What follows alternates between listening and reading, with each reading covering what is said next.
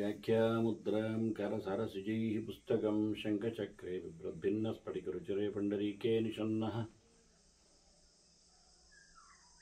अम्लानश्रीरमृतविशदैरंशभिप्लावयन् मामाविर्भूयादनगमहिमा मानसे वागधीशः नमस्ते प्राणेश प्रणतविभवायामनिमगाः नमः स्वामिन् रामप्रियतमनमन् गुरुगुण नमस्तुभ्यं भीमप्रबलतमकृष्णेष्ट भगवन्नमः श्रीमन्मध्वप्रदिश सुदर्शन्नो जय जय श्रीगुरुभ्यो नमः नारायणं सुरगुरुं जगदेकनाथं भक्तप्रियं सकललोकनमस्कृतं च त्रैगुण्यवर्जितमजं विभुमाद्यमीशं वन्दे भवग्रहम् अमरासुरसिद्धवन्द्यं नारायणं नमस्कृत्य नरं चैव नरोत्तमं देवीं सरस्वतीं व्यासं ततो जयमुदीरये। ವೇದವ್ಯಾಸರ ಮಹಾಭಾರತದ ಚಿಂತಕರಿಗೆ ವಂದನೆಗಳು. ಶಾಂತಿ ಪರ್ವದ 283ನೆಯ ಪ್ರವಚನ. ಭಗವತ್ ತತ್ವಗಳನ್ನು ಭೀಷ್ಮರು ಧರ್ಮರಾಜನಿಗೆ ಹೇಳುವ ಮೋಕ್ಷಧರ್ಮ ಪರ್ವ, ಅವಾಂತರ ಪರ್ವ. ಅಲ್ಲಿ ನಾರದರ ತಪಸ್ಸು, ಭಗವಂತನ ದರ್ಶನ, ಹಾಗಾಗಿ ನಾರದರು ಚಿಂತನೆ ಮಾಡತಕ್ಕಂತಹ ಭಗವಂತನ ಗುಣವಿಶೇಷಗಳು, ಇವನ್ನೆಲ್ಲ ಮಹತ್ತುಗಳಲ್ಲಿ ಭೀಷ್ಮರು ಹೇಳುತ್ತಾ ಇದ್ದಾರೆ. ಮತ್ತು ನಾರದರು ಬಹಳಷ್ಟು ಬಗೆಯಿಂದ ಭಗವಂತನ ಎತ್ತರವನ್ನು ಚಿಂತನೆಗೆ ತಂದಿದ್ದಾರೆ. ಈ ರೀತಿಯಾಗಿ ದೇವರ ಬಗ್ಗೆ ಅನುಸಂಧಾನಗಳನ್ನು ಮಾಡಬೇಕು ಅನ್ನುವ ಕ್ರಮ.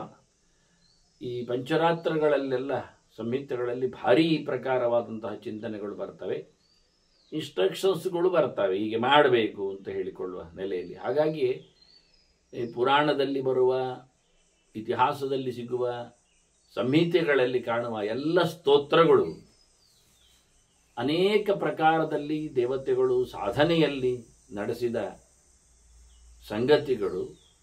ಅದು ನಮಗೆ ಹೇಳಲು ಉಪಯೋಗಗಳು.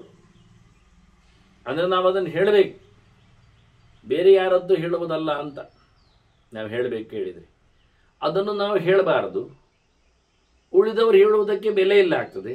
ಮತ್ತು ಹೇಳಿ ಏನು ಪ್ರಯೋಜನ ಅಲ್ವಾ? ಇದು ಪುಣ್ಯದ ದೃಷ್ಟಿಯಿಂದ, ಸಾಧನೆಯ ದೃಷ್ಟಿಯಿಂದ. ಮತ್ತು ಉಳಿದವರ ರಚನೆಗಳಿಗೆ ಬೆಲೆ ಇಲ್ಲ ಎನ್ನುವುದು ಯಾರು ಬೆಲೆ ಕೊಡಬೇಕು? ಅವರೇ ಹೇಳಿಕೊಂಡ ಬೆಲೆಗೆ ಆಗುವುದಿಲ್ಲ ಅಲ್ಲ, ಬೆಲೆ ಕೊಡಬೇಕಾದ ದೇವರಲ್ಲವ. ಹಾಗಾಗಿ ಇಲ್ಲಿ ನಾರದರು ಹೇಳಿಕೊಳ್ಳುವ ಕೆಲವು ಮಾತುಗಳು ಇವತ್ತು ಮತ್ತೆ ಮುಗಿದಿಲ್ಲ, ಅದು ಮತ್ತು ಮುಗಿಯಲಾರದ್ದು, ಇನ್ನೂ ಒಂದು ದಿನಕ್ಕೆ ಇದ್ದ ಹಾಗೆ. ಹಾಗಾಗಿ ನಾರದರು ಭಗವಂತನ ಅನೇಕ ಆಯಾಮಗಳಲ್ಲಿ, ಅದಕ್ಕೆ ಒಂದಕ್ಕೊಂದೇನು ಲಿಂಕ್ ಇರಬೇಕು ಅಂತಿಲ್ಲ ಮಾತುಗಳಿಗೆ. ಟೋಟಲಿ ಭಗವಂತನನ್ನು ನಾನು ಮಣಿದಿದ್ದೇನೆ, ನನಗೆ ಅನುಗ್ರಹ ಆಗಲಿ ಅನ್ನುವ ಪ್ರಾರ್ಥನೆಗಳು ಇಲ್ಲಿ ನೆಲೆಗೊಂಡಿವೆ. ಪ್ರಾರ್ಥನೆಗಾಗಿ ಭಗವಂತನ ಎತ್ತರ ಮಹಿಮೆ ಅದು ಇಣುಕಿದೆ. ವಾಸ್ತವವಾಗಿ ನಾರದರು ಚಿಂತನೆ ಮಾಡ್ತಾರೆ, ಅವ್ಯಕ್ತಾದ್ ವ್ಯಕ್ತ ಮುತ್ಪನ್ನಂ ಅವ್ಯಕ್ತಾದ್ ಯಹ ಪರಹ ಅಕ್ಷರ. ಎಲ್ಲವೂ ಮಹಾಲಕ್ಷ್ಮಿಯಿಂದಲೇ ಇಲ್ಲಿಗೆ ಆಗಿರುವಂಥದ್ದು. ಅವ್ಯಕ್ತ ತತ್ವ ಅಂದರೆ ಅವಳು. ವಾಸ್ತವವಾಗಿ ಗೀತೆಯು ಅದನ್ನು ಬಹಳ ಸ್ಪಷ್ಟವಾಗಿ ಅವಳ ಚಿಂತನೆಯನ್ನು ಮಾಡ್ತದೆ. ಇಡೀ ಜಗತ್ತು ವ್ಯಕ್ತವಾಗಿದೆ, ಕಾಣುತ್ತದೆ. ಹಾಗಾಗಿ ಅಂತಹ ಜಗತ್ತಿನ ಮುಖ್ಯವಾದಂತಹ ತತ್ವ ಅನ್ನಿಸಿಕೊಂಡ ಮಹಾಲಕ್ಷ್ಮಿ, ಅವಳಿಗಿಂತಲೂ ಮಿಗಿಲಾಗಿರುವವನು ಭಗವಂತ. ಹಾಗಾಗಿ ನಿಜವಾಗಿ ಯಾವ ಪ್ರಕಾರದಲ್ಲಿಯೂ ಏನೂ ಸಹ ತೊಂದರೆ ಆಗದ ತತ್ವ ಅಂದರೆ ಅದು ದೇವರು ಅಂತ ಚಿಂತನೆ ಮಾಡುತ್ತಾನೆ. ಹಾಗಾಗಿ ಯಸ್ಮಾತ್ ಪರತರನ್ನಾಸ್ತಿ ತಮಸ್ಮಿ ಶರಣಂಗತಃ. ಹೀಗಾಗಿ ಇವನಿಗಿಂತ ಮಿಗಿಲಾದ ತತ್ವಗಳೇ ಇಲ್ಲವಾದ್ದರಿಂದ ಇವನಿಗೆ ನಾನು ಶರಣಾಗಿದ್ದೇನೆ, ನಮಿಸಿದ್ದೇನೆ. ಆತನನ್ನು ನಾನು ನನ್ನ ಸ್ವಾಮಿಯನ್ನಾಗಿ ಗುರುತಿಸಿಕೊಂಡಿದ್ದೇನೆ ಅನ್ನೋ ನೆಲೆಯಲ್ಲಿ ಭಗವಂತ ಪ್ರಕೃತಿ ಅಲ್ಲ, ನ ಪ್ರಧಾನ ನ ಶಮಹಾನ್. ಭಗವಂತ ಚತುರ್ಮುಖನೂ ಅಲ್ಲ, ಮತ್ತೆ ಭಗವಂತ ಪುರುಷ ಇದ್ದಾನೆ, ಇಡೀ ಬ್ರಹ್ಮಾಂಡದಲ್ಲಿ ಪ್ರವೇಶ ಮಾಡಿದವನಿದ್ದಾನೆ, ಪ್ರತಿಯೊಬ್ಬರ ಒಳಗೂ ಇದ್ದಾನೆ, ಚತುರ್ಮುಖನ ಒಳಗೂ ಇದ್ದಾನೆ. ಅವನು ಚೇತನನಿದ್ದಾನೆ. ಅಂದರೆ ಎಲ್ಲವೂ ಜೀವರು ಚೇತನರಾದರೂ ಅವರು ಅಧೀನ ಚೇತನರು, ಪರಮಚೇತನರಲ್ಲ. ನಿತ್ಯೋ ನಿತ್ಯಾನಾಂ ಚೇತನಶ್ಚೇತನಾನಾಂ ಅಂತ ಭಗವಂತ ಜಡಕ್ಕೆ ಸಂಬಂಧ ಪಡೆದವ, ಜಡಲೇಪ ಇಲ್ಲದ ಚೇತನ. ಜೀವರೆಲ್ಲರಿಗೂ ಜಡವಾದ ದೇಹಗಳ ಸಂಪರ್ಕ ಇದೆ. ಅವರದ್ದು ಸ್ವರೂಪಭೂತವಾದ ಚಿನ್ಮಯವಾದ ಒಂದು ದೇಹ ಉಂಟು, ಜೀವಸ್ವರೂಪವಾದ. ಅದಕ್ಕೆ ವಾಸುದೇವ ನಿಯಾಮಕನಾಗಿ ಇರ್ತಾನೆ ಬಿಡಿ. ಅದರ ನಂತರದಲ್ಲಿ ಸಂಕರ್ಷಣ, ಪ್ರದ್ಯುಮ್ನ, ಅನಿರುದ್ಧ ಅಂತ ಭಗವಂತನ ಮತ್ತೆ 3 ರೂಪಗಳ 3 ದೇಹಗಳು ಜೀವರಲ್ಲಿ. ಎರಡನೆಯದ್ದು ಸಂಕರ್ಷಣ ದೇಹ, ಮೂರನೆಯದ್ದು ಲಿಂಗ, ಮೂರನೆಯದ್ದು ಸೂಕ್ಷ್ಮ ದೇಹ, ನಾಲ್ಕನೆಯದ್ದು ಸ್ಥೂಲ ದೇಹ. ಲಿಂಗ ದೇಹ ಇದೆ, ಅದು ಹರಿಲಿಕ್ಕಿರುವಂಥದ್ದು, ಅದು ಸೆಲ್ಲಿನ ಹಾಗೆ ಸ್ವರೂಪ ದೇಹಕ್ಕೆ ಅಂಟಿ ಕೂತಿದೆ. ಅದರ ಹೊರಗೆ ಯಾತನಾ ದೇಹ, ಸೂಕ್ಷ್ಮ ದೇಹ. ಅದು ಯಾತನೆ ಅಂದರೆ ನರಕಕ್ಕೆ ಹೋಗುವಾಗ ಆ ಸೂಕ್ಷ್ಮ ದೇಹದಲ್ಲಿ ಯಾತನೆ ಆದರೂ ಯಾತನಾ ದೇಹ ಅಂತ, ಅದನ್ನು ಸುಖ ದೇಹ ಅಂತ ಕರೀದು, ಸ್ವರ್ಗಕ್ಕೆ ಹೋದಾಗಿರಲಿ. ಅಂದು ಸೂಕ್ಷ್ಮ ದೇಹ. ಸೂಕ್ಷ್ಮ ದೇಹದಲ್ಲಿ ಅವನು ಸಂಚಾರ ವ್ಯವಸ್ಥೆಗಳು. ಇನ್ನು ಸ್ಥೂಲವಾದ ದೇಹಗಳು ಕಣ್ಣಿಗೆ ಕಾಣುವಂಥದ್ದು, ಹೊರಗಿನ ಫಾರ್ಮ್. ಹೀಗೆ 4 ದೇಹಗಳ ಕಥೆ ಇದೆ. ಈ ಯಾವುದೇ 4 ದೇಹದಲ್ಲಿ ಯಾವುದೇ ಪ್ರಕಾರದ ದೇಹದ ಚಿಂತನೆಯನ್ನು ಭಗವಂತನಿಗೆ ಹೇಳಲಿಕ್ಕಿಲ್ಲ. ಅದರಿಂದ ಅವನನ್ನು ಪರಮಚೇತನ ಅಂತ, ಜಡಾಂಶಗಳಿಗೆ ಸಂಪರ್ಕ ಪಡೆದವನು ಎನ್ನುವ ನೆಲೆಯಲ್ಲಿ ಚಿಂತನೆ ತಂದಿದ್ದಾನೆ. ಮತ್ತು ಅಜಹ, ಇವನು ಹುಟ್ಟುವುದಿಲ್ಲ. ಚತುರ್ಮುಖನು ಹುಟ್ಟಿದ್ದಾನೆ, ಅವನನ್ನು ಅಜ ಅಂತ ಕರೆದ್ರೆ ಅವನು ಹುಟ್ಟಿದ್ದಾನೆ. ಹಾಗಾಗಿ ಚತುರ್ಮುಖನು ಭಗವಂತನ ಅಂತರ್ಯಾಮಿಯಾಗಿಲ್ಲ. ಇಡೀ ಜಗತ್ತು ಭಗವಂತನ ಹೊಟ್ಟೆಯಲ್ಲಿ ಇರುವುದರಿಂದ ಅದು ವಿಷಯ ಬೇರೆ, ನುಂಗಿ ಹಾಕಿದ್ದು. ನಿಯಮಿಸುವವನಾಗಿಲ್ಲ. ನ ಚೇತಯತಿ ಅನ್ಯಾನ್, ಇನ್ನೊಬ್ಬರನ್ನು ಯಾರನ್ನು ಸಹ ಅಲುಗಾಡಿಸಲಿಕ್ಕೆ ಅಂತರ್ಯಾಮಿಯಾಗಿ ಭಗವಂತನಂತೆ ಅಲ್ಲ. ಹೀಗಾಗಿ ಭಗವಂತ ಅವನು ಆಚೆ ಇದ್ದಾನೆ, ಇಬ್ಬರಿಂದಲೂ ಸಹ. ಅನಯೋರ್ಯ ಪರತರಹ ತಪಸ್ವಿ ಶರಣಂಗತ. ಪ್ರಕೃತಿಗಿಂತ ಪುರುಷನಿಗಿಂತ, ಈಗ ಪುರುಷತತ್ವದ ಅಭಿಮಾನಿಯಾದ, ಜೀವತತ್ವಾಭಿಮಾನಿಯಾದ ಪುರುಷ ಅಂದರೆ ಚತುರ್ಮುಖ ಅಂತ ಇಟ್ಕೊಳ್ಳಿ, ಅರ್ಥ ಮಾಡಿ. ಅದು ಮಹತ್ತತ್ವಕ್ಕಿಂತ, ಅಭೇದ ತತ್ವಕ್ಕಿಂತ, ಪ್ರಧಾನಕ್ಕಿಂತ, ಮಹತಿಗಿಂತ, ಅವರಿರುವರಿಗಿಂತಲೂ ಮಿಗಿಲಾದವನು ಭಗವಂತ. ಅದರಿಂದ ಕ್ಷರ ಸರ್ವಾಣಿ ಭೂತಾನಿ ಅಂತಿಟ್ಟುಕೊಂಡ್ರೆ, ಸರ್ವಭೂತಗಳ ಅಭಿಮಾನಿಯಾಗಿ ನಿಂತ ಚತುರ್ಮುಖನನ್ನು ನಾವು ಅರ್ಥ ಮಾಡಿಕೊಂಡ್ರೆ, ಅಕ್ಷರ ತತ್ವಳಾದಂತಹ ಅವ್ಯಕ್ತಗಳನ್ನು ಮಹಾಲಕ್ಷ್ಮಿಯನ್ನು ಚಿಂತನೆ ಮಾಡಿದರೆ ಅವರಿಬ್ಬರಿಗಿಂತಲೂ ಮಿಗಿಲಾದವನು ಭಗವಂತ ಅಂತ. ಅನೆಯವರಿಗೆ ಅಪ್ಪರ ತರಹ, ಇವರಿಗಿಂತ ಮಿಗಿಲಾಗಿ ನಿಂತವನು ಭಗವಂತ, ಅವನಿಗೆ ನಾನು ಒಡಮಡವಿದ್ದೇನೆ ಅಂತ ತಮಸ್ಮಿ ಶರಣಂಗತಃ ಅಂತ ಹೇಳ್ತಾನೆ. ಮತ್ತೆ ಅವರಿಗೆ ಪರಿಪೂರ್ಣವಾದಂತಹ ಎಚ್ಚರೂ ಭಗವಂತನಲ್ಲಿ ಇಲ್ಲ ಎನ್ನುವ ಮಾತನ್ನು ಸ್ಪಷ್ಟವಾಗಿ ನಾರದರು ಇಲ್ಲಿ ಹೇಳುತ್ತಾ ಇದ್ದಾರೆ. ಸ್ವಲ್ಪ ಗಮನಿಸಿ. ಚಿಂತೆಯಾನೋಹಿಯಂ ನಿತ್ಯಂ ಬ್ರಹ್ಮೇಶಾನಾದಯ ಪ್ರಭುಂ.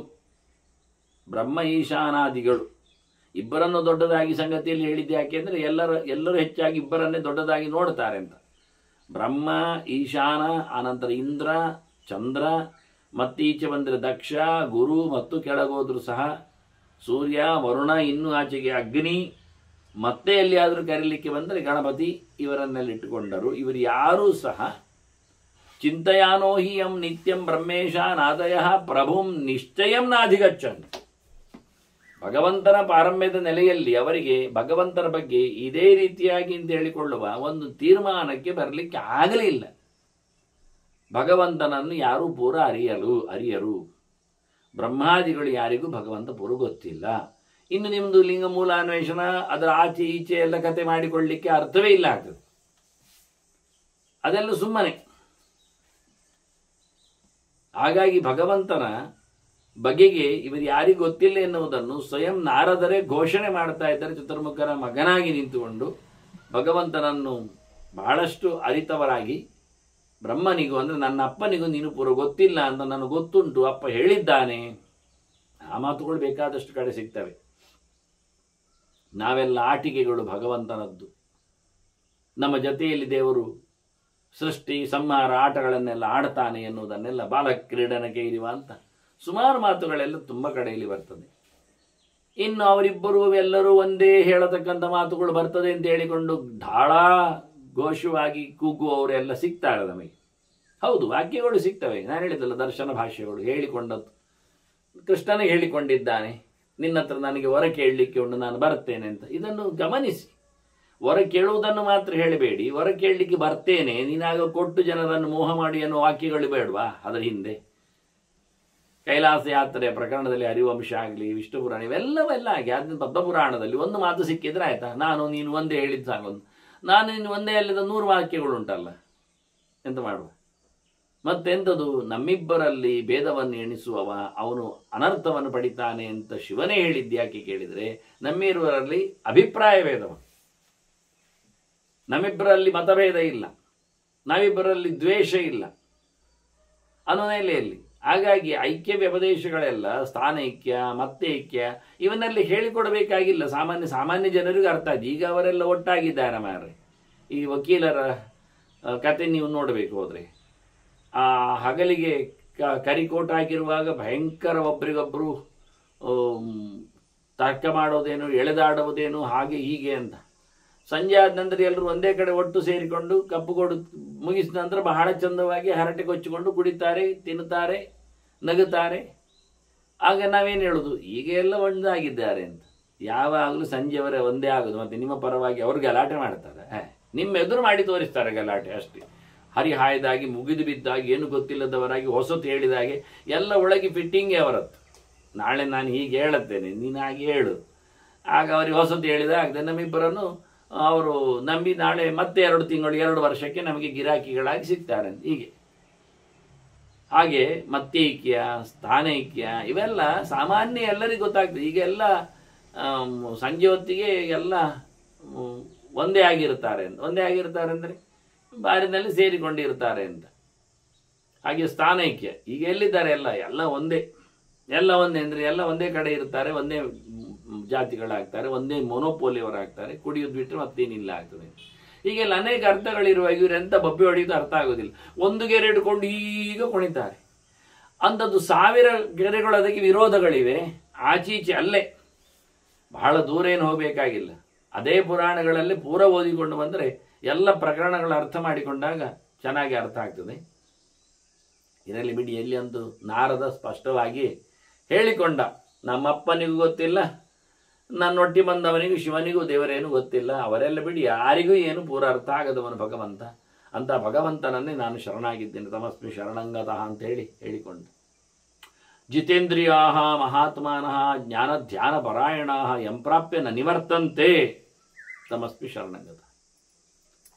ಭಗವಂತನನ್ನು ಇವರೆಲ್ಲ ಉಪಾಸನೆ ಮಾಡ್ತಾರೆ. ಬ್ರಹ್ಮಾದಿಗಳನ್ನು ಉಪಾಸನೆ ಮಾಡಿದವರು ಹಿಂದೆ ಬರ್ತಾರೆ. ಎಲ್ಲಿ ಅವರನ್ನು ಉಪಾಸನೆ ಮಾಡಿದವರು ಅಲ್ಲೇ ಉಳ್ಕೊಂಡದ್ದು ಶಬ್ದಗಳು ಇಲ್ಲ.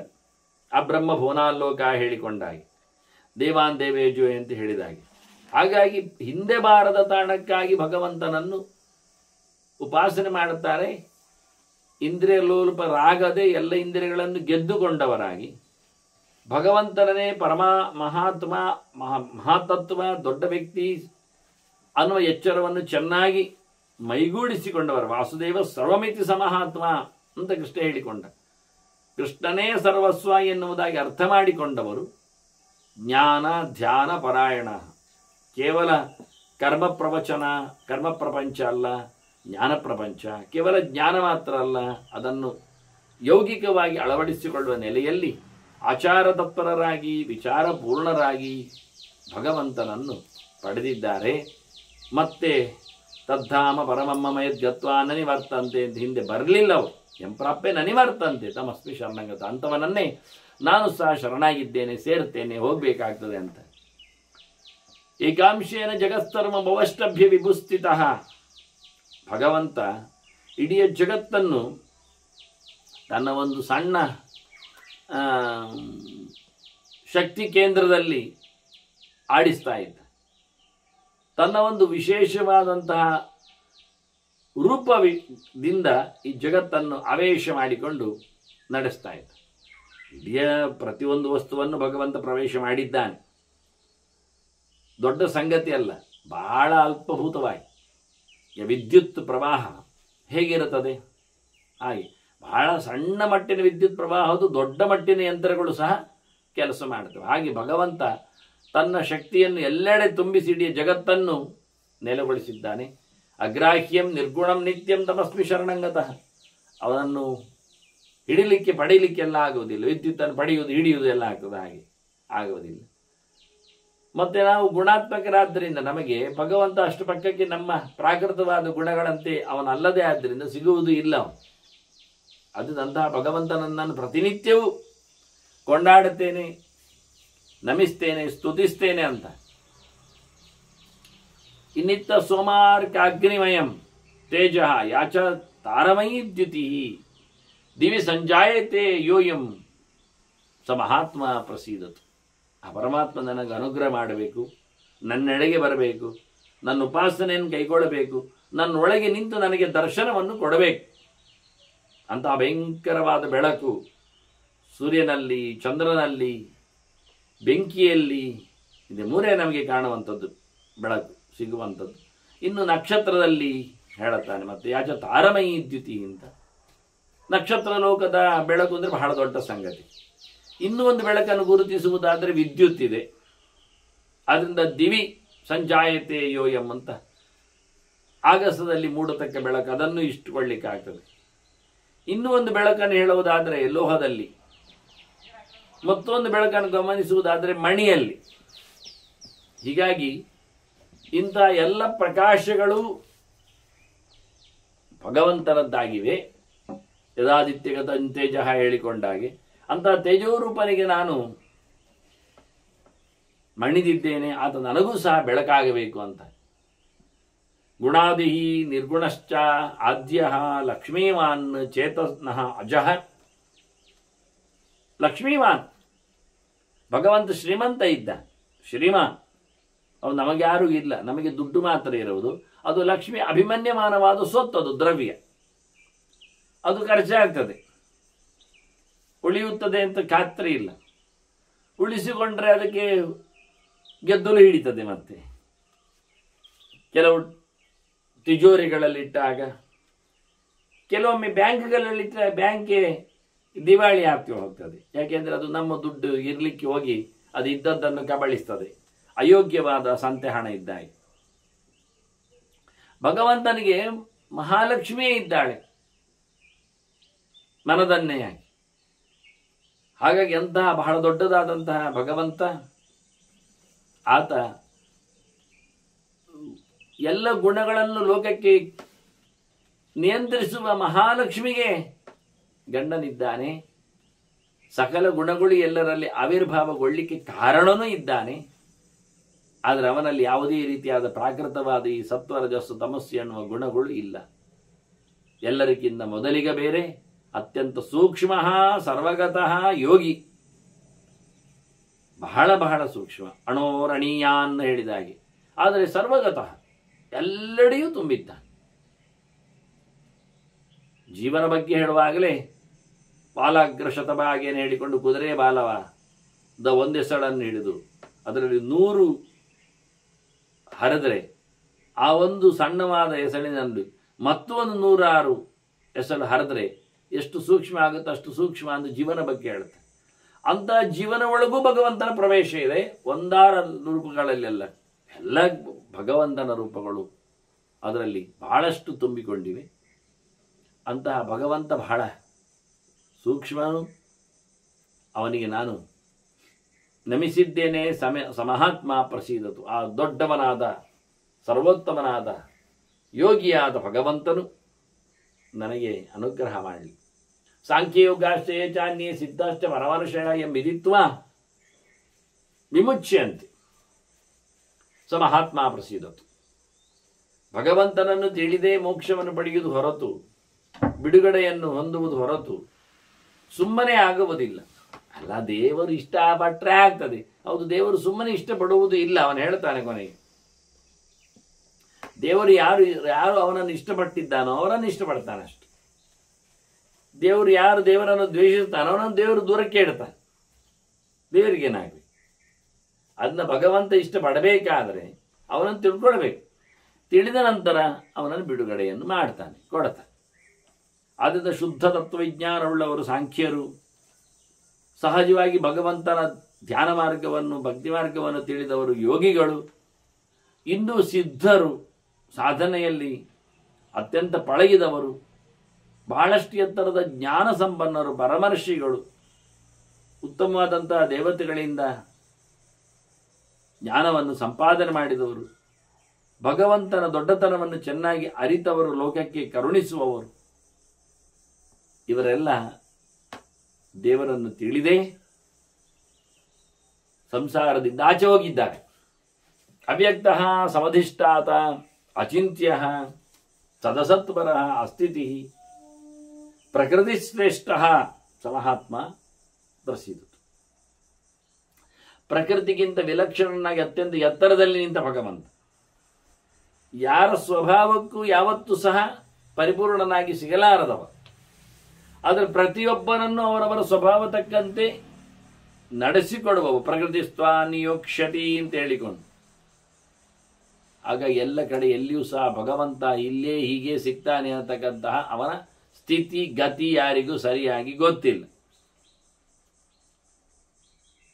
ಅತಿಶಯಿತವಾದಂತಹ ಸ್ಥಾನ ಭಗವಂತನದ್ದು, ಲೋಕೋತ್ತರವಾದ ಅಸ್ತಿತ್ವ ಅವನದ್ದು. ಹಾಗಾಗಿ ಅಂತಹ ಭಗವಂತ ಈ ಕಾಣದ ಎಲ್ಲ ಪ್ರಪಂಚಗಳಿಂದ ಆಚೆ ಇದ್ದ, ಪಂಚಭೂತಗಳಿಂದ ವಿಲಕ್ಷಣನಿದ್ದಾನವ. ಅವನನ್ನು ಯಾವ ರೀತಿಯಲ್ಲಿಯೂ ಸಹ ಪರಿಪೂರ್ಣವಾಗಿ ಸಾಕಲ್ಯನ ತಿಳ್ಕೊಳ್ಳಿಕ್ಕೆ ಆಗುವುದಿಲ್ಲ ಹೇಳಿಯೇ ತಿಳ್ಕೊಳ್ಳುವುದು. ಅಚಿಂತ್ಯ ಅಂತಲೇ ತಿಳ್ಕೊಳ್ಳಿಕ್ಕೆ ಇರುವಂಥದ್ದು. ಎಲ್ಲರಲ್ಲಿ ನೆಲೆಗೊಂಡಿದ್ದಾನೆ, ಆದರೆ ಎಲ್ಲಕ್ಕಿಂತ ಮೇಲಕ್ಕೆ ನಿಂತಿದ್ದಾನೆ. ಎಲ್ಲದ ಮೇಲೆ ತನ್ನ ಛಾಪನ್ನು ನಡೆಸಿಕೊಟ್ಟಿದ್ದಾನವನು. ಹಾಗಾಗಿ ಅವನು ಅತ್ಯಂತ ಎತ್ತರದಲ್ಲಿ ಇರಲಿಕ್ಕೆ ಹೋಗಿಯೂ ಅತ್ಯಂತ ದೂರದ ಸಂಗತಿಯು ನಮಗೆ ಸ್ಪಷ್ಟವಾಗಿ ಕಾಣುವುದಿಲ್ಲ, ಕಾಣುವುದೂ ಇಲ್ಲ. ಈಗ ಕಣ್ಣೆದುರು ನೋಡಿದರೆ ಏನು ಕಾಣುತ್ತದೆ? ಒಂದಿಷ್ಟು ಮರಗಳು, ಒಂದಿಷ್ಟು ಮನುಷ್ಯರು, ಒಂದಿಷ್ಟು ಪ್ರಾಣಿಗಳು, ಒಂದಿಷ್ಟು ಪಕ್ಷಿಗಳು ಕಾಣುತ್ತಾರೆ, ಒಂದಿಷ್ಟು ನೆಲ. ಮತ್ತೆ ನೋಡಿದರೆ ಮತ್ತೆ ಏನು ಕಾಣುವುದಿಲ್ಲ ಆಚೆಗೆ. ಹಾಗೆ ಭಗವಂತ ಅತ್ಯಂತ ಸೂಕ್ಷ್ಮನಾಗಿಯೂ ಬಹಳ ದೂರಸ್ಥನಾಗಿಯೂ ನಮಗೆ ಕಾಣುವುದಿಲ್ಲ. ಅತ್ಯಂತ ಹತ್ತಿರದಲ್ಲಿದ್ದಾನ ಹೃದಯದಲ್ಲಿ. ಹೌದು, ನಮಗೆ ಹೃದಯ ಕಾಣಬೇಕಲ್ಲ ಮೊದಲು, ಅಲ್ಲಿಯೇ ಬೆಳಕಾಗಬೇಕಲ್ಲ ಮತ್ತೆ ಕಾಣೋದೇಗೆ. ಮತ್ತೆ ಕ್ಷೇತ್ರಜ್ಞ ಪಂಚಧಾ ಭುಂಕ್ತೆ, ಅದೇ ಈ ಕ್ಷೇತ್ರದಲ್ಲಿದ್ದಾನೆ. ಇದಂ ಶರೀರಂ ಕೌಂತೆಯ ಕ್ಷೇತ್ರವಿತ್ಯಭಿಧೀಯತೆ ಅಂತ ಈ ಕ್ಷೇತ್ರವನ್ನು ಚೆನ್ನಾಗಿ ತಿಳ್ಕೊಂಡಿದ್ದಾನೆ. ಎಲ್ಲರ ಕ್ಷೇತ್ರದಲ್ಲಿಯೂ ಅವನು ನೆಲೆಗೊಂಡಿದ್ದಾನೆ, ಎಲ್ಲವನ್ನೂ ತಿಳ್ಕೊಂಡಿದ್ದಾನೆ. ಅವನು 5 ಪ್ರಕಾರದಿಂದ ನಮ್ಮೊಳಗೆ ನಿಂತು ಅನುಭವವನ್ನು ಪಡಿತಾ ಇದ್ದಾನೆ, ಸಾರವನ್ನು ಸ್ವೀಕಾರ ಮಾಡ್ತಾನೆ. ಸರ್ವತ್ರ ಸಾರಭುಕ್ ದೇವ ಅಂತ 5 ರೀತಿಯಲ್ಲಿ ಏನು ಕೇಳಿದರೆ, ರೂಪದ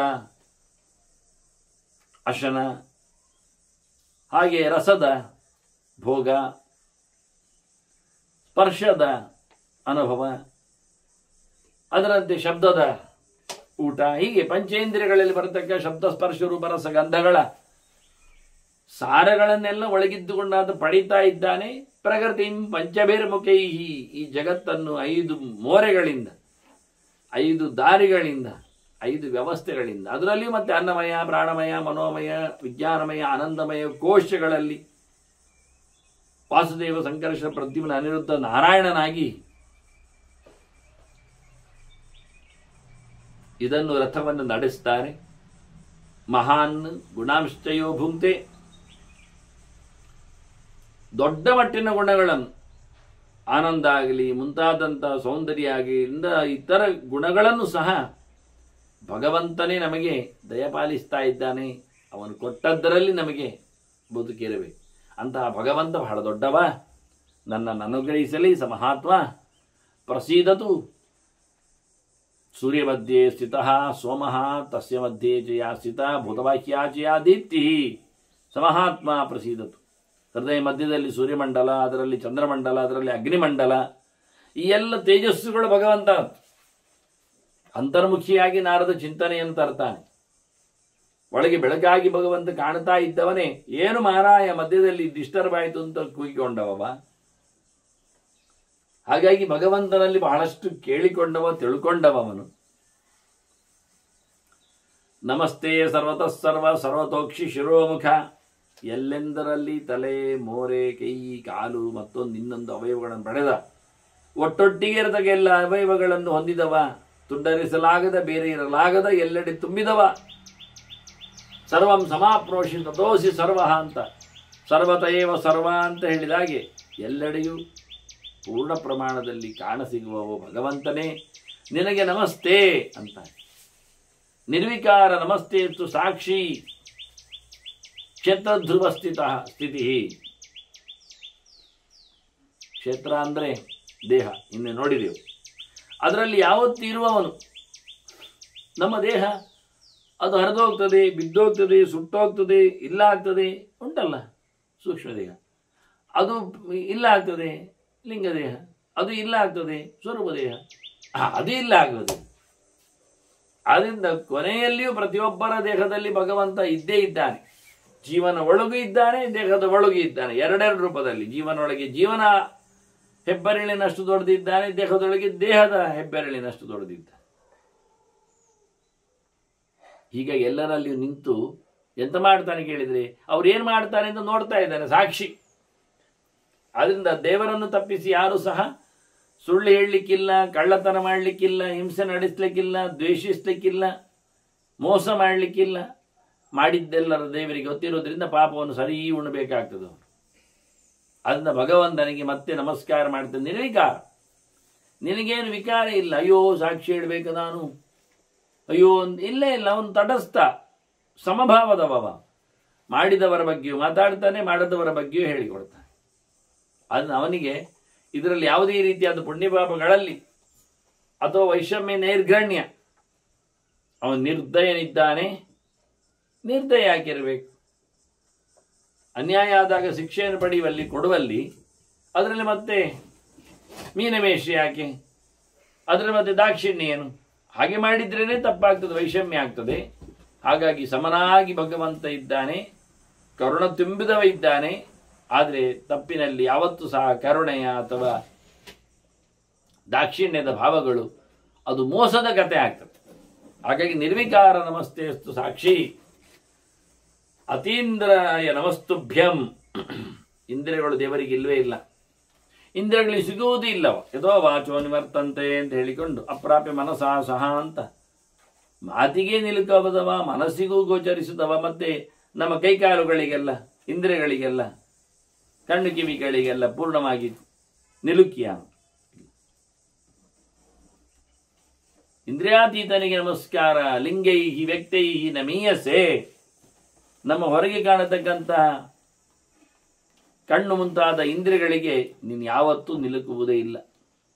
ಏತತ್ವಾಂ ನಾಭಿಜಾನಂತಿ ಸಂಸಾರೇ ಸಂಸಾರಂತಿತಿ.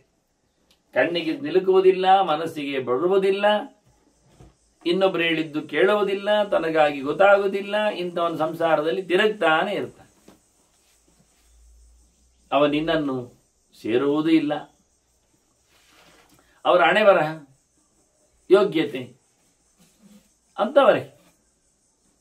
ಕಾಮಕ್ರೋಧ ವಿನಿರ್ಮುಕ್ತಾ ರಾಗದ್ವೇಷ ವಿವರ್ಜಿತ. ಇದು ಎರಡು ರಾಜಸ ತಾಮಸ ವಸ್ತುಗಳು. ಅದೆರಡು ಇರಬಾರದು. ಸಾತ್ವಿಕರಿಗೆ ಅಷ್ಟೇ ಭಗವಂತನೆಡೆಗೆ ಸಾಗಲು ಆಗುವಂಥದ್ದು. ಬೇಕುಗಳ ಕಂತೆಯಲ್ಲಿ ಕೂತವನಿಗೆ ಸಿಗಲಾರದ ಅದನ್ನು ಪಡಿತೇ ತೀರುತ್ತೇನೆ ಅನ್ನತಕ್ಕಂಥ ದ್ವೇಷಕ್ಕೆ ಬಿದ್ದವನಿಗೆ, ಗಂಟು ಬಿದ್ದವನಿಗೆ ಇದಾಗುವುದಿಲ್ಲ, ನಿನ್ನ ಪರಿಚಯ ಆಗುವುದಿಲ್ಲ ಅಂತಾನೆ. ಮಾನ್ಯ ಭಕ್ತಾ ವಿಜಾನಂತಿ. ಅತ್ಯಂತ ಎತ್ತರದಲ್ಲಿ ಕೂತವರು ಮಾತ್ರವೇ ನಿನ್ನನ್ನು ಅತಿಶಯಿತವಾಗಿ ಶಾಸ್ತ್ರ ಪ್ರಕಾರದಲ್ಲಿ ಯಾರು ಜ್ಞಾನ ಸಂಪಾದನೆ ಮಾಡಿಕೊಂಡು ಇಷ್ಟಪಟ್ಟಿದ್ದಾರೆ ಅವರಿಗೆ ನೀನು ಸಿಗ್ತಿ. ನಾ ಪುನರ್ಭವಕಾಹ ದ್ವಿಜ. ಮತ್ತೆ ಮತ್ತೆ ಹುಟ್ಟಿದವರಿಗೆ ನೀನು ಸಿಗುವುದಿಲ್ಲ. ಅವರು ಹುಟ್ಟನ್ನೇ ಗಟ್ಟಿ ಮಾಡಿಕೊಂಡವರು, ಇಲ್ಲಿ ತಿರುಗಲಿಕ್ಕೆ ಬಂದವರು. ಅದು ಗೊತ್ತಿದೆ, ಬೇಕು ಹೇಳಿದ್ರೆ ಏನಾಗ್ತದೆ, ಬರುವ ಜನ್ಮದಲ್ಲಿ ಸಿಗ್ತದೆ. ಆಯ್ತಾ? ಇಲ್ಲ ಮತ್ತೇನು, ಇಷ್ಟರಲ್ಲೇ ಕೂತವರು. ಹಾಗಾಗಿ ಅವರು ಸಂಸಾರವನ್ನು ದ್ವೇಷಿಸುವುದಿಲ್ಲ, ದೇವರನ್ನೇ ದ್ವೇಷಿಸ್ತಾರೆ, ಸಿಗಲಿಲ್ಲ ಹೇಳಿಕೊಂಡು. ಹಾಗಾಗಿ ಮರುಜನ್ಮದಲ್ಲಿ ಪಡೀಲಿಕ್ಕೆ ಇಷ್ಟಪಡ್ತಾರೆ ದೇವರನ್ನು ದ್ವೇಷಿಸಿಕೊಂಡು. ಅವನಿಗೇನು ಕೊಳ್ಳಿಕ್ಕೆ ಸಂಕಟ ಹೇಳಿಕೊಳ್ಳುವ ಮೂಲಕ. ಹೀಗೆ ಕೃಷ್ಣ ಹೇಳ್ತಾನಲ್ಲ, ಯಜಂತೆ ನಾಮ ಯಜ್ಞಯಿಸ್ತೆ ಅಂತ. ಅವರು ಯಜ್ಞ ಮಾಡ್ತಾರೆ.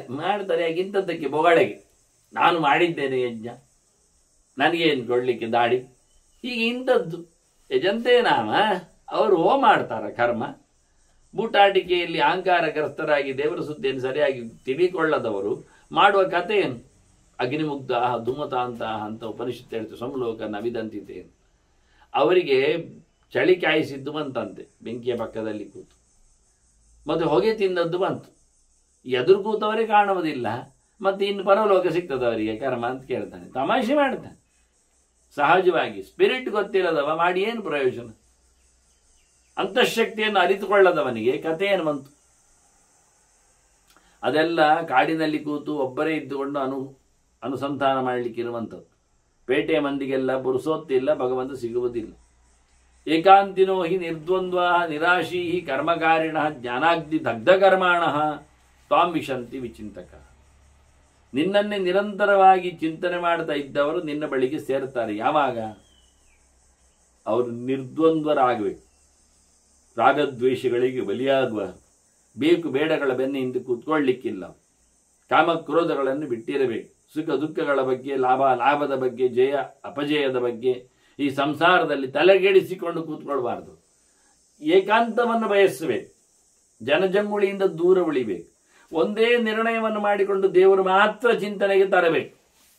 ಅದರಲ್ಲಿ ಮತ್ತೆ ಯಾರ್ಯಾರನ್ನು ತರುವಂತಹ ದ್ವಂದ್ವಗಳಾಗುವ. ಇವತ್ತು ಹೀಗೆ ಮಾಡುವ, ಮತ್ತೆ ನಾಳೆ ಇನ್ನೊಬ್ಬರನ್ನು ಕೇಳುವ, ಯಾವುದರಲ್ಲಿ ಆಗ್ತದೆ ನೋಡುವ ಅಂತ ಅದೆಲ್ಲ ಇಲ್ಲ.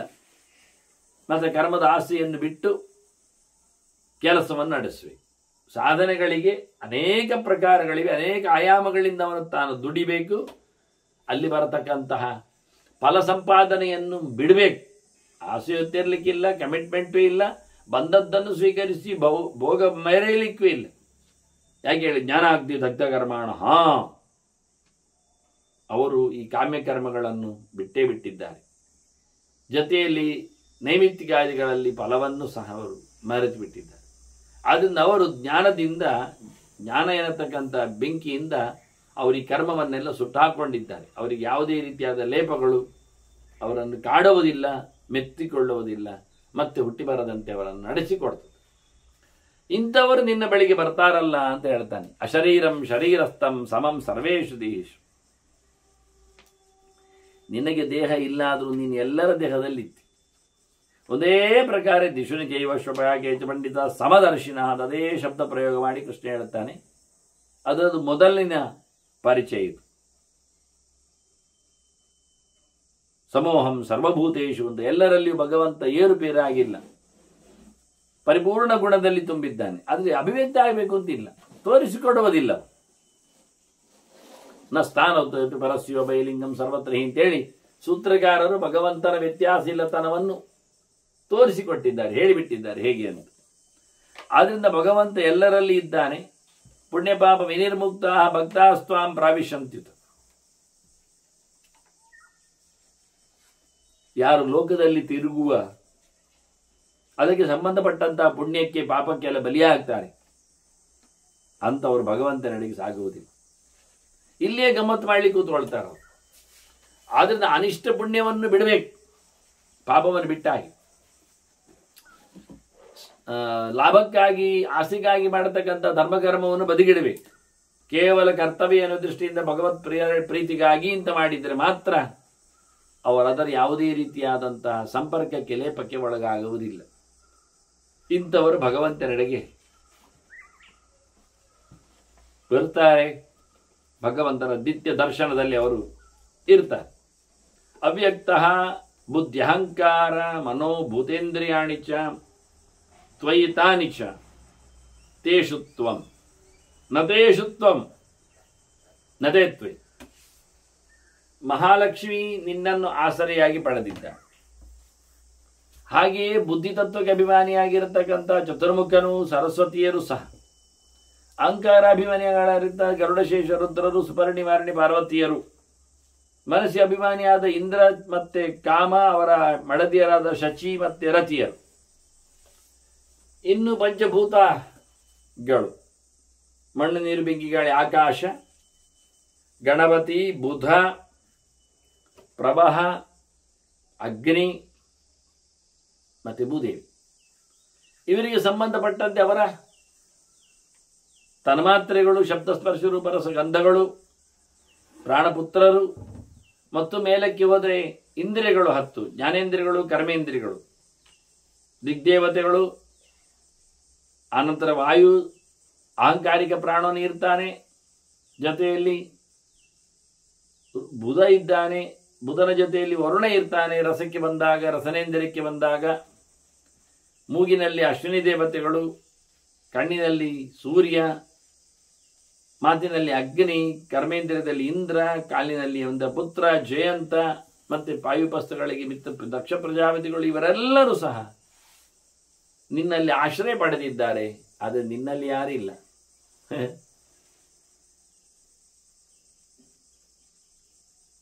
ಅವರೆಲ್ಲರಲ್ಲಿ ನೀನು ಕೂತಿದ್ದಿ, ಆಶ್ರಯ ಅಲ್ಲ, ಅವರನ್ನು ನಿಯಂತ್ರಣ ಮಾಡಲಿಕ್ಕೆ. ಅವರೆಲ್ಲರೂ ನಿನ್ನಲ್ಲಿ ಆಶ್ರಯ ಪಡೆದಿದ್ದಾರೆ. ಯಾಕೆ? ಅವರನ್ನು ನೀ ಹೊತ್ಕೊಂಡಿದ್ದಿ, ಇಲ್ಲದಿದ್ರೆ ಅವ್ರು ಬೀಳ್ತಾರೆ. ನೋಡಿ, ಎಲ್ಲರೂ ನಿನ್ನಲ್ಲಿ ಇದ್ದಾರೆ, ಆಶ್ರಯವನ್ನು ಪಡೆದಿದ್ದಾರೆ. ನೀನು ಎಲ್ಲರಲ್ಲಿ ಇದ್ದಿ, ಅದು ನಿನ್ನ ನಿಯಾಮಕನಾಗಿದ್ದಿ, ನೀನು ಆಸರೆ ಪಡೆದದ್ದಲ್ಲ. ನೋಡಿ ಹೇಗೆ ಅಂತ. ಭಗವಂತನಿರುವುದಕ್ಕೂ ಅವರಿರುವುದಕ್ಕೆ ವ್ಯತ್ಯಾಸಗಳೇನು? ದೇವರು ಇಲ್ಲದಿದ್ದರೆ ಅವರಿಗೆ ಅಸ್ತಿತ್ವ ಇಲ್ಲ, ಅವರಿಲ್ಲದಿದ್ದರೆ ದೇವರಿಗೆ ಅಸ್ತಿತ್ವ ಇಲ್ಲ ಅಂತಿಲ್ಲ. ದೇವರು ಡಿಪೆಂಡೆಂಟ್ ಅಲ್ಲ, ಇಂಡಿಪೆಂಡೆಂಟ್. ಉಳಿದವರೆಲ್ಲ ಭಗವಂತನ ಆಶ್ರಯಲ್ಲಿ ನೆಲೆಗೊಂಡು. ಭಗವಂತ ಸರ್ವೋತ್ತಮನಾಗಿದ್ದಾನೆ, ಒಬ್ಬನೇ ಇದ್ದಾನೆ, ಪ್ರತ್ಯೇಕ ಇದ್ದಾನೆ, ಎಲ್ಲವನ್ನು ನಡೆಸಿಕೊಡ್ತಾನೆ, ಎಲ್ಲರಿಗಿಂತ ಭಿನ್ನನೂ ಆಗಿದ್ದಾನೆ. ವಿಲಕ್ಷಣವಾದ ಅನೇಕವಾದ ಅವತಾರಗಳಲ್ಲಿ ನೆಲೆಗೊಂಡಿದ್ದಾನೆ. ಆದರೂ ಒಬ್ಬನೇ ಇರ್ತಾನೆ ಭಗವಂತ. ಪೂರ್ಣಮದಃ ಪೂರ್ಣಮಿದಂ ಅಂತ ಅನೇಕ ಪ್ರಕಾರದ ಲೀಲೆಗಳನ್ನು ತೋರಿಸ್ತಾನೆ. ಆದ್ರಿಂದ ವಿವಿಧ ರೀತಿಯಲ್ಲಿ ಕಾಣಿಸಿಕೊಳ್ಳುವ ಮೂಲಕ ವಿವಿಧ ಇದ್ದಾನೆ ಅಂತ ಅನಿಸಿಕೊಳ್ತಾರೆ. ಆದರೆ ಇಲ್ಲ, ದೇವರೊಬ್ಬನೇ. ದೇವರ ಯಾವುದೇ ರೀತಿಯಾದ ವ್ಯತ್ಯಾಸಗಳು ಇಲ್ಲ. ಏಕತ್ವಾನ್ಯತ್ವ ನಾನಾತ್ವಂ. ದೇವರಿಂದ ಭಿನ್ನವಾದ ಜಗತ್ತು, ದೇವರು ಎಲ್ಲಕ್ಕಿಂತ ಮಿಗಿಲಿದ್ದಾನೆ, ಭಗವಂತ ಅನೇಕ ರೂಪಗಳಲ್ಲಿ ಎಲ್ಲೆಲ್ಲಿ ನೆಲೆಗೊಂಡಿದ್ದಾನೆ. ಈ ರೀತಿಯಾಗಿಯೇ ವಿದುರ್ಯಾಂತಿತೆ ಪರಂ, ತಿಳ್ಕೊಂಡವ ಮೇಲಕ್ಕೆ ಹೋಗ್ತಾನೆ. ವಿಷಯ ಹಾಗೆ. ಭಗವಂತನು ಎಲ್ಲರಲ್ಲಿ ಒಂದೇ ಪ್ರಕಾರದಲ್ಲಿ ಇರುವುದರಿಂದಲೇ ಭಗವಂತನಿಗೆ ಪ್ರಿಯ ಅಪ್ರಿಯರ ಯಾವುದೇ ರೀತಿಯಾದ ಮನೋಭಾವಗಳಿಲ್ಲ. ಸಮೋಸಿ ಸರ್ವಭೂತೇಷು. ಆದ್ದರಿಂದ ನತೇಸ್ತಿ ದ್ವೇಷ ಅಥವಾ ಪ್ರಿಯ. ಭಗವಂತನಲ್ಲಿ ಯಾರು ಸಹ ನಮಗೆ ದ್ವೇಷೋಸ್ತಿ ನ ಪ್ರಿಯ. ಕೃಷ್ಣನೇ ಹೇಳಿದದು, ನನಗಿಲ್ಲ ಅಂತ. ಅದನ್ನು ಇಲ್ಲಿ ನತೆ ಅಂತಾನೆ ಹೇಳುವಾಗ. ನದೇ ದ್ವೇಷೋಸ್ತಿ ನ ಪ್ರಿಯ ಅಂತ ಹೇಳಿಕೊಂಡು ಭಗವಂತ ಸಮನಾಗಿರುವುದರಿಂದ ಎಲ್ಲರಲ್ಲಿ ಒಂದೇ ಪ್ರಕಾರವಾಗಿ ಇದ್ದಾನೆ. ಅದರಂತೆ ಭಗವಂತ ಒಂದೇ ಪ್ರಕಾರ ಇರುವುದು. ನಾನು ಒಂದಾಗ್ತೇನೆ ಅಲ್ಲ. ಸಮತ್ವ ಅಭಿಗಾಂಕ್ಷೇಹಂ ಭಕ್ತ್ಯಾವೈ. ನಾನು ನಿನ್ನ ಜೊತೆಯಲ್ಲಿ ಇರಬೇಕು ಅಂತ ಇದ್ದೆ. ಪ್ರೀತಿಯಿಂದ ಭಕ್ತಿಯಿಂದ ನಿನ್ನ ದೊಡ್ಡ ಮಹಿಮೆಯನ್ನು ತಿಳ್ಕೊಂಡು ಬಹಳ ಅದ್ಧೂರಿಯಾಗಿ ನಾನು ನಿನ್ನ ತಾಣದಲ್ಲಿ, ನಿನ್ನ ರೂಪದಲ್ಲಿ, ನಿನ್ನ ರೂಪದಂತೆ ನಿನ್ನ ಲೋಕದಲ್ಲಿ ಇರಲಿಕ್ಕೆ ಇಷ್ಟಪಡ್ತೇನೆ. ನಿಜವಾಗಿ ಇಷ್ಟಪಡ್ತಾ ಇದ್ದೆ. ನೀನೆಲ್ಲವನ್ನು ಸಹ ಈ ಜಗತ್ತನ್ನು ಸೃಷ್ಟಿ ಮಾಡಿದವ. ಚರಾಚರವಿದಂ ಸರ್ವಂ ಭೂತಗ್ರಾಮಂ ಚತುರ್ವಿಧಂ ತ್ವಯ ಮತ್ತೆ ತ್ವಯೇವ ತತ್ಪ್ರೋತಂ ಸೂತ್ರೇ ಮಣಿಗಣ ಇವ. ಇಡೀ ಜಗತ್ತು ನಿನ್ನಿಂದ ಸೃಷ್ಟವಾಗಿದೆ. ಅದ್ಭುತವಾದಂತಹ ಸೃಷ್ಟಿ. ಕಾಣುವ ಕಾಣದ ಜಡ ಜೀವ ಸೃಷ್ಟಿಯೆಲ್ಲ ನಿನ್ನಿಂದಾಗಿದೆ. ಎಲ್ಲ ಬಗೆಯ ಉದ್ಭಿಜ್ಜಗಳು, ಜರಾಯುಜಗಳು, ಅಂಡಜಗಳು, ಸ್ವೇದಜಗಳು, ಹುಟ್ಟುವ ಜೀವನ ಕಥೆ 4 ಬಗೆ. ನೆಲವಡೆದು ಬರ್ತಾವೆ, ಗಲೀಜಲ್ಲಿ ಉಡ್ತಾವೆ, ಗರ್ಭಚೀಲದಿಂದ ಹಾರ್ತಾವೆ, ಮೊಟ್ಟೆಯಿಂದ ಹೊರಗೆ ಬೀಳುತ್ತವೆ. ಇನ್ನೇ ಪ್ರಕಾರದ ಸೃಷ್ಟಿ ಅಂತ ಇಲ್ಲ. ಈ ಪ್ರಕಾರದ 4 ಬಗೆಯ ಸೃಷ್ಟಿಯು ಮೈಯಿಂದ ಹೊರಟು ಬರುವುದು. ಅದು ಚೀಲದಿಂದ ಮರಿಯಾಗಿ ಬಂದರೆ ಚೀಲದಿಂದ, ಗರ್ಭಚೀಲದಿಂದ ಬಂದ ಹಾಗೆ. ಬಾಯಿಯಿಂದ ಬಂದರೂ ಗರ್ಭಚೀಲದಿಂದ, ಗರ್ಭಚೀಲದಲ್ಲಿತ್ತು ಬಾಯಿಯಿಂದ ಬಂದು. ಹಾಗಾಗಿ ಮರಿಯಾಗಿ ಬರುವಂಥದ್ದಾಗಲಿ, ಮೊಟ್ಟೆಯಾಗಿ ಬೀಳುವಂಥದ್ದಾಗಲಿ, ಅನಂತರ ನೆಲವಡೆದು ಬರುವುದಾಗಲಿ, ಕ್ರಿಮಿಕೀಟಗಳಾಗಿ, ಇನ್ಸೆಕ್ಟ್ಸ್ಗಳಾಗಿ, ಕೊಚ್ಚೆಯಲ್ಲಿ, ಕೆಸರಿನಲ್ಲಿ, ಗಲೀಜಲ್ಲಿ ಹುಟ್ಟಿ ಬರುವುದಾಗಲಿ, ಇದಲ್ಲದೆ ಬೇರೆ ರೂಪದಲ್ಲಿ ಇಲ್ಲ. ಆದ್ದರಿಂದ ಈ ಎಲ್ಲ ಬಗೆಯ ಸೃಷ್ಟಿಗಳು ನಿನ್ನಿಂದಾಗಿದೆ. ಅವುಗಳಿಗೆಲ್ಲ ನೀನೇ ಆಸರೆ ಇದ್ದೀಯ. ಎಲ್ಲವೂ ನಿನ್ನಿಂದ ಒಂದು ದಾರದಲ್ಲಿ ಮಣಿಗಳ ರಾಶಿಯನ್ನು ಪೋಣಿಸಿದಂತೆ ಮಾಲೆಯಂತೆ. ಕಾಣುವುದು ಮಣಿ, ದಾರ ಕಾಣುವುದಿಲ್ಲ. ದಾರದಾಗಿ ಭಗವಂತ ಯಾರಿಗೂ ಕಾಣುವುದಿಲ್ಲ, ಆದರೆ ಇಡೀ ಜಗತ್ತು ಎಲ್ಲರಿಗೂ ಕಾಣ್ತದೆ. ಆದರೆ ದಾರ ಇಲ್ಲದೆ ಯಾವ ಮಣಿಯೂ ನಿಲ್ಲುವುದಿಲ್ಲ. ಹಾಗಾಗಿ ಪ್ರತಿಯೊಂದು ಲೋಕಗಳು, ಪ್ರತಿಯೊಬ್ಬ ವ್ಯಕ್ತಿಯು ಪ್ರತಿಯೊಂದು ಸಹ ಒಂದು ಮಣಿಮಣಿಯಂತೆ ಇರುವಾಗ ಅವುಗಳೆಲ್ಲೂ ಸಹ ನೆಲೆದಿಟ್ಟವ, ಅವುಗಳನ್ನು ಕೆಲಸಕ್ಕೆ ಕೊಡುವವ, ನಿಯಮಿಸುವವ, ಅವುಗಳ ಅಸ್ತಿತ್ವವನ್ನು ಕಾಣಿಸಿಕೊಡುವವ ಅದು ನೀನೇ ಇತ್ತು. ಸೃಷ್ಟ ಭೋಕ್ತಾಸಿ ಕೂಟಸ್ಥಃ, ಜಗತ್ತಿನ ಸೃಷ್ಟಿಕರ್ತರು, ಜಗತ್ತನ್ನೆಲ್ಲವನ್ನು ಕೊನೆಗೆ ನುಂಗಿ ಹಾಕುವವ, ಆದರೂ ನಿರ್ವಿಕಾರನಾಗಿ ಎಲ್ಲ ಕಡೆಯಲ್ಲಿ ಹಾಗೆಯೇ ಇರುವವ, ಸೃಷ್ಟಿಯಲ್ಲಿಯೂ ಸಂಹಾರದಲ್ಲಿ. ಮಡಕೆಯನ್ನು ಸೃಷ್ಟಿ ಮಾಡುವಾಗ ಕುಂಬಾರ ಬಹಳಷ್ಟು ನೆನಗುದಿಗೆ ಬೀಳುತ್ತಾನೆ, ಬೆವರಿಳಿಸ್ತಾನೆ, ಕಷ್ಟಪಡುತ್ತಾನೆ. ಅದು ಮಾರಾಟ ಆಗದೆ ಹೋದರೆ ಮತ್ತಷ್ಟು ಅಳ್ಳಿಲಿಕ್ಕೆ ನೋಡುತ್ತಾನೆ, ಒಡೆದೋದ್ರೆ ಇನ್ನಷ್ಟು ತೊಂದರೆ ಪಡುತ್ತಾನೆ. ಆದರೆ ಈ ಜಗತ್ತಿನ ಬಗ್ಗೆ ಯಾವುದೇ ರೀತಿಯಾದ ವಿಕಾರ ಇಲ್ಲದೆ ಭಗವಂತನ ಸೃಷ್ಟಿ ಇದು. ಸಮಸ್ಥಿತಿಯಲ್ಲಿದ್ದಾನವ, ಅವ ಒಂದು ತತ್ವವೇ ಅಲ್ಲ. ಯಾಕೆ? ಅವನು ಸ್ವತಂತ್ರನಿದ್ದಾನೆ. ಆದ್ದರಿಂದ ಸ್ವತಂತ್ರ ತತ್ವ. ಉಳಿದಕ್ಕೆಲ್ಲ ಭಗವಂತನಿಂದಾಗಿ ಇರುವಿಕೆಯನ್ನು ಪಡೆದದ್ರಿಂದ ಉಳಿದದ್ದೆಲ್ಲ ಅಸ್ವತಂತ್ರ ತತ್ವಗಳು. ಸ್ವತಂತ್ರ ಅಸ್ವತಂತ್ರ ದ್ವಿದಂತ ತ್ವಮಿಷ್ಯತೆ ಅಂತ ಆಚಾರ್ಯರ ತತ್ವ. ಸಂಖ್ಯಾನ ವಿವೇಕಗಳೆಲ್ಲ ಭಗವಂತನನ್ನು ಸ್ವತಂತ್ರ ಅಸ್ವತಂತ್ರ ಹೇಗೆ, ಸ್ವತಂತ್ರ ಪರತಂತ್ರ ಹೇಗೆ, ಇಡೀ ಲೋಕದ ಕಥೆ ಅಂತ ಹೇಳಿ ವಿಭಾಗ ಮಾಡಿ ತೋರಿಸಿಕೊಟ್ಟಿದ್ದಾರೆ. ಆದ್ದರಿಂದ ಭಗವಂತನು ಈ ಕಾಣುವ ಜಗತ್ತಿನ ತತ್ವಗಳಲ್ಲಿ ಸೇರುವುದಿಲ್ಲ, ಅದರ ಆಚೆಗೆ ಇರುವವ. ಅಕರ್ತ ಹೇತು ಅಚಲಃ, ಭಗವಂತನಿಂದಾಗಿ ಇರುವಂಥದ್ದಕ್ಕೆ ತತ್ವ ಅಂತ ಅರ್ಥ ಹೇಳಿದರೆ ಭಗವಂತನಿಂದಾಗಿ ಇರುವುದಲ್ಲ, ಜೀವರಿಂದಾಗಿ ಇರುವುದಿಲ್ಲ. ಅವನು ಸ್ವಯಂಮಹಿಮನೆ ಪ್ರತಿಷ್ಠಿತ. ಹಾಗಾಗಿ ಉಳಿದವರಿಗೆಲ್ಲ ಅರ್ಥ ತರಲಿಕ್ಕೆ ಆಗ್ತದೆ ಭಗವಂತನಿಗಾಗಿ ಇರುವುದು ಅಂತ. ಈ ಅರ್ಥಗಳ ನೆಲೆಯಲ್ಲಿ ಇಡೀ ಜಗತ್ತನ್ನು ಸೃಷ್ಟಿ ಮಾಡಿಕೊಂಡ್ರು ಅದರ ಫಲಕ್ಕೆ ಅವನು ಒಡೆಯಷ್ಟೇ ಹೊರತು ಫಲಾನುಭವಿ ಅಲ್ಲ, ತನಗಾಗಿ ಮಾಡಿದ್ದು ಅಲ್ಲ ಈ ಸೃಷ್ಟಿಯ. ಅದನ್ನು ಅಗರ್ತ ಹೇತು ಅಚಲಃ, ಇಡೀ ಜಗತ್ತಿಗೆ ಕಾರಣನಾಗಿದ್ದಾನೆ, ನಿಮಿತ್ತ ಕಾರಣನಾಗಿದ್ದಾನೆ. ಅಚಲ ಕಾರಣ ಅಂತ ಹೇಳಿದ ಅದಕ್ಕೋಸ್ಕರ ನಿರಂತರವಾಗಿರುವವ ಭಗವಂತ. ಪ್ರತ್ಯೇಕ ಆತ್ಮನ್ಯಮಸ್ಥಿತ, ಪ್ರತಿಯೊಬ್ಬ ಜೀವನಲ್ಲಿಯೂ ಪ್ರತ್ಯೇಕವಾಗಿ ಭಿನ್ನನಾಗಿ ಅಂತರ್ಯಾಮಿಯಾಗಿ ಕಾಣ್ತಾನೆ. ನತೇ ಭೂತೇಶು ಸಂಯೋಗ, ಭೂತತತ್ವ ಗುಣಾಧಿಕ, ಅವನಿಗೆ ಪಂಚಭೂತಗಳ ಸಂಯೋಗ ಇಲ್ಲ. ಅವನ ಮೈಯಲ್ಲಿ ಮಣ್ಣು ನೀರು ಬೆಂಕಿ ಗಾಳಿಗಳ ಸಂಬಂಧ ಇಲ್ಲ, ತತ್ವಗಳು ಇಲ್ಲ. ಅವನು ಭೂತ ತತ್ವ ಗಣಾಧಿಕ, ಅವ ಎಲ್ಲಕ್ಕಿಂತ ಮೇಲಿದ್ದಾನೆ. ಭೂತತತ್ವ ಗುಣಕ್ಕಿಂತಲೂ ಅಧಿಕನಿದ್ದಾನೆ. ಅದ್ಭುತವಾದಂತಹ ಅವನಲ್ಲಿ ನಮಗೆ ಕಾಣಬೇಕಾದ್ರೆ ಕಾಣಬೇಕು, ಅವನಿಗೆ ಕಣ್ಣಿರದೆಯೂ ಕಾಣ್ತದೆ. ಅವನಿಗೆ ಕಾಣುವ ಜಡವಾದ ಬಾಕಿವಾದ ಕಣ್ಣು ಬೇಕಾಗಿಲ್ಲ ಕಾಣಲಿಕ್ಕೆ. ಹೀಗೆ ಎಲ್ಲ ಇಂದ್ರಿಯಗಳು ಸಹ, ಎಲ್ಲ ಭೂತಗಳು ಹಾಗೆ. ನಮಗೆ ತಿನ್ನಲಿಕ್ಕೆ ಅಂದರೆ ಮಣ್ಣಿನದ್ದು ತಿನ್ನುವುದು, ಕುಡಿಲಿಕ್ಕೆ ಅಂದರೆ ನೀರಿನದ್ದು ಅಂತ ಕ್ರಮ. ಅವನಿಗೆ ಹಸಿವು ಬಾಯಾರಿಕೆ ಇಲ್ಲದಿದ್ದಾಗ ತಿನ್ನುವುದೇನು, ಕುಡಿಯುವುದೇನು? ಉಸಿರಾಟಕ್ಕೆ ನಮಗೆ ಗಾಳಿ ಬೇಕು, ಅವನಿಗೆ ಉಸಿರೇ ಇಲ್ಲ, ಆಡುವುದೇ ಇಲ್ಲ ಅವನು. ನಮಗೆ ಪಚನಕ್ಕೆ ಬೆಂಕಿ ಬೇಕು, ಅವನಿಗೆ ಬೆಂಕಿಯ ಕಥೆ ಇಲ್ಲ. ಅದಕ್ಕೋಸ್ಕರ ಅವಕಾಶಗಳು ಆಕಾಶಗಳು ಆಗುವಲ್ಲ, ಅವನು ಟೈಟ್ ಸರ್ವಗತ. ಅಹಂಕಾರೇಣ ಬುದ್ಧ್ಯಾವ ನತೇ ಯೋಗ ತ್ರಿಭಿರ್ಗುಣೈ. ಅಲ್ಲ, ಪಂಚಭೂತಗಳು ಬೇಡ, ಅವನಿಗೆ ತಾನು ಅಂತ ಉಂಟಲ್ಲ, ಅವನಿಗೆ ಗರ್ವವೇ ಇಲ್ಲ. ಅವನಿಗೆ ಗುಣತ್ರಯದಿಂದಾಗಿ ಬರುವಂಥದ್ದು, ನಾನು ಎನ್ನುವಂಥದ್ದು, ನನ್ನದು ಎನ್ನುವಂಥದ್ದೆಲ್ಲ ಸಂಸಾರ ಇಷ್ಟವಾದದ್ದು. ಹಾಗಾಗಿ ಅವನು ಅಹಂಕಾರ ತತ್ವಕ್ಕೆ ಒಡೆಯಷ್ಟೇ ಹೊರತು ಹಾಗೆ ಬುದ್ಧಿ ತತ್ವಕ್ಕೂ. ಆದ್ದರಿಂದ ಅವನಲ್ಲಿ ಯಾವುದೇ ರೀತಿಯಾದಂತಹ ವ್ಯತ್ಯಾಸಗಳು ಇಲ್ಲ,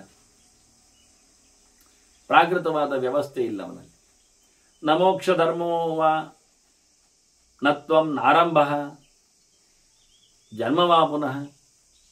ಅವನಿಗೆ ಬಿಡುಗಡೆಗಾಗಿ ಮಾಡಬೇಕಾದಂಥ ಕೆಲಸಗಳು, ಸಾಧನೆಗಳು, ಅದಕ್ಕಾಗಿ ತೊಡಗುವಿಕೆ, ಅಥವಾ ಅದಕ್ಕೋಸ್ಕರ ಮತ್ತೆ ಮತ್ತೆ ಒಳ್ಳೆಯ ಜನ್ಮವೋ ಅಥವಾ ವಿಕಾರವಾಗುವ ವ್ಯವಸ್ಥೆಯೋ ಇದ್ಯಾವುದಿಲ್ಲ. ಜರಾ ಮರಣ ಮೋಕ್ಷಾರ್ಥಂ ತಾಂ ಪ್ರಪನ್ನೋಸ್ಮಿ ಸರ್ವ. ಹಾಗಾಗಿ ನಾನು ನನ್ನ ಬಿಡುಗಡೆಗಾಗಿ, ನನ್ನ ವಿಶೇಷವಾದಂತಹ ಜನ್ಮಗಳಿಗಾಗಿ, ಮುಪ್ಪು ಸಾವುಗಳ ನಿವೃತ್ತಿಗಾಗಿ ನಾನು ನಿನ್ನನ್ನು ಶರಣಾಗಿದ್ದೇನೆ. ನಾನು ಶರಣಾಗಲು ಕಾರಣ ನೀನೇ ಸರ್ವತ್ರ ಇರನಾಗಿ ನಿನ್ನೊಬ್ಬನಲ್ಲೇ ಇಂತಹ ಮೃತ್ಯುಧರ್ಮ ಸಂಸಾರ ಧರ್ಮ ಇಲ್ಲದೇ ಇರುವುದರಿಂದ, ಪ್ರಾಕೃತ ಪ್ರಪಂಚದ ಸಂಪರ್ಕ ಸಹಜವಾಗಿ ನಿನ್ನಲ್ಲಿ ಇಲ್ಲದೇ ಇರೋದರಿಂದ ಇರುವ ನನಗೆ ಅದನ್ನು ತಪ್ಪಿಸಲು ಕೇಳುತ್ತಾ ಇದ್ದೇನೆ. ಸ್ವಾಮಿ, ನಿನಗೆ ಸಾಮರ್ಥ್ಯ ಇದೆ, ಆಗೋದಿಲ್ಲ ಹೇಳಬೇಡ. ಈಶ್ವರೋಸಿ, ನೀನು ಜಗನ್ನಾಥ, ನೀನು ಎಲ್ಲರಿಗೂ ಸ್ವಾಮಿ ಬೇರೆ ಇದ್ದಿ. ಹಾಗಾಗಿ ಯದ್ದಿತಮ್ಮೆ, ನನಗೆ ಮಾತ್ರ ಯದ್ದಿತಂ ವೇದ ತತ್ ಧ್ಯಾಹಿ ತ್ರಿದಶೇಶ್ವರ. ಎಲ್ಲವನ್ನು ತಿಳಿದವ ನೀನಾಗಿರೋದ್ರಿಂದ ನನಗೂ ಸಹ ಅನುಗ್ರಹ ಮಾಡು, ನನ್ನನ್ನು ಭಕ್ತರನ್ನಾಗಿ ಸ್ವೀಕರಿಸು. ಇಡೀ ಲೋಕಕ್ಕೆ ಸ್ವಾಮಿಯಾದ ನೀನು ನನಗೆ ಅನುಗ್ರಹಿಸಿ ನನ್ನನ್ನು ಬಿಡುಗಡೆಗೊಳಿಸಿ ನನಗೆ ವಿಶೇಷವಾದ ನಿನ್ನ ದರ್ಶನದ ಕೃಪೆಯನ್ನು ನಡೆಸಬೇಕು ಅಂತ ಮತ್ತೆ ಮತ್ತೆ ಪ್ರಾರ್ಥನೆ ಮಾಡ್ತಾನೋ. ಹೀಗೆ ಅನೇಕ ರೀತಿಯಿಂದ ಭಗವಂತನ ನಾವು ಕೇಳಿದ್ದನ್ನೇ ಕೇಳಿದಾಗಿ ಯೋಚನೆಗೆ ಬರಬಹುದಾದರೂ ವಾಸ್ತವವಾಗಿ ನಾನು ಆದಷ್ಟು ಪ್ರತ್ಯೇಕವಾದ ಗುಣಚಿಂತನೆಗಳನ್ನು ನಡೆಸಿಕೊಟ್ಟಿದ್ದೆ ಆ ಗೆರೆಗಳಲ್ಲಿ. ಹಾಗಾಗಿ ಶಬ್ದಗಳು ವ್ಯತ್ಯಾಸದಲ್ಲಿ ಇರ್ತವೆ, ಮಾತುಗಳು ಬೇರೆ ಬಗೆಯಲ್ಲಿ ಬರ್ತವೆ. ಟೋಟಲಿ ಭಗವಂತನ ಅನೇಕ ಮಹಿಮೆಗಳ ಒಂದು ಗುಂಪು ಮುದ್ದೆ ಇಲ್ಲಿ ಚಿಂತನೆಗೆ ಬಂದಿದೆ. ಇನ್ನಷ್ಟು ಚಿಂತನೆಗಳನ್ನು ಆತ ನಾರದ ಮಾಡಿ ಭಗವಂತವನಿಗೆ ಅನುಗ್ರಹ ಮಾಡಲಿದ್ದಾನೆ. ಅದನ್ನು ಮತ್ತೆ ಸೇರಿದಾಗ ಯೋಚನೆಗೆ ತರುವ ವಂದನೆಗಳೊಂದಿಗೆ ಶ್ರೀಕೃಷ್ಣಾರ್ಪಣಮಸ್ತು. ನಾರಾಯಣ ನಾರಾಯಣ ನಾರಾಯಣ.